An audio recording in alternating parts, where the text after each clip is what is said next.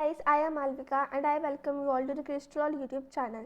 So आज हम लोग लास्ट टॉपिक देखने वाले हैं चैप्टर नंबर 4 का, that is debate on liberalization market versus state. तो सबसे पहले हम लोग क्या देखेंगे कि लिबरलाइजेशन होता क्या है।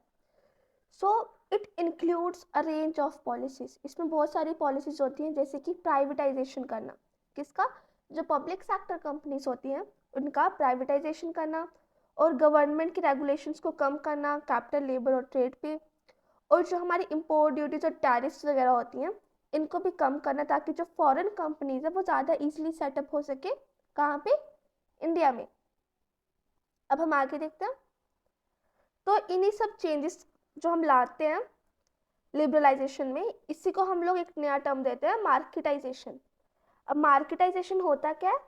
It is nothing but use of markets or market-based processes to solve social, political and economic problems. अब देखते हैं कि मार्केटाइजेशन को जो लोग सपोर्ट करते हैं वो क्या बोलते हैं, और जो लोग सपोर्ट नहीं करते हैं वो क्या बोलते हैं। तो जो लोग मार्केटाइजेशन को सपोर्ट करते हैं उनका कहना है कि जो प्राइवेट इंडस्ट्रीज होती है ना वो ज़्यादा इफिशिएंट होती है rather than government on industries से। अब ऐसा क्यों होता है? क्योंकि वो बोलते हैं इसमें इकोनॉमिक ग्रोथ ज़्यादा फास्टर रेट पे होता है, क्योंकि फॉरेन इन्वेस्टमेंट इंक्लूड होती है इसमें। और इससे क्या होता है कि अगर मार्केटाइजेशन होगा चीज़ों का, तो जो गवर्नमेंट पे बर्डन है, बहुत सारी रिस्पॉन्सिबिलिटीज होती है गवर्नमेंट की, तो एटलीस्ट उनका एक बर्डन कम हो जाएगा।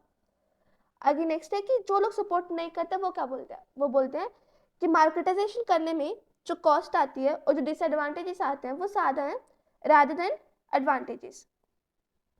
अब हम लोग इसकी एग्जाम्पल देखते हैं, ठीक है। इसकी एग्जाम्पल में क्या बताता है ये हमें कि जो पहले इंडियन एग्रीकल्चरलिस्ट होते थे ना, उनको गवर्नमेंट सपोर्ट प्राइजेस और सब्सिडीज प्रोवाइड करती थी।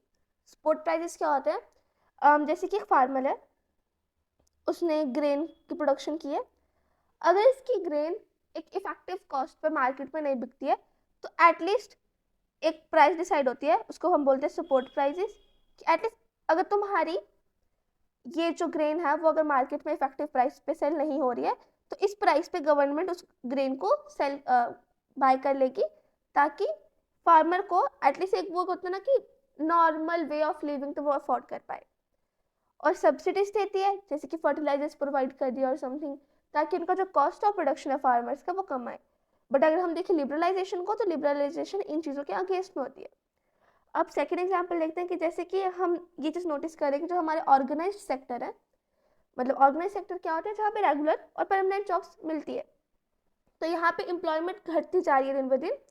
जबकि जो अनऑर्गेनाइज सेक्टर है, जहाँ पे रेगुलर और परमानेंट जॉब्स नहीं होती, टेम्परेरी जॉब्स होती हैं, वहाँ पे हमारा एम्प्लॉयमेंट बढ़ते जा रहा है। So that's it for today guys, thank you.